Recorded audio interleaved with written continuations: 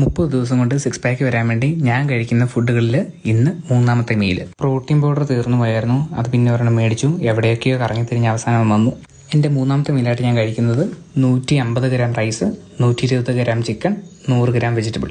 ഇന്ന് നാട്ടിൽ പോകുന്നതുകൊണ്ട് തന്നെ കുറച്ച് രാവിലെ നേരത്തെ എണീറ്റ് ഫുഡെല്ലാം പ്രിപ്പയർ ചെയ്തിട്ട് നേരെ ജിമ്മിലേക്ക് വന്നു. ഇന്ന് വർക്കൗട്ട് കാർത്തിക്കിൻ്റെ കൂടെ ആയിരുന്നു. പാവം എനിക്ക് പ്രീ വർക്കൗട്ട് എല്ലാം കലക്കി തന്നു.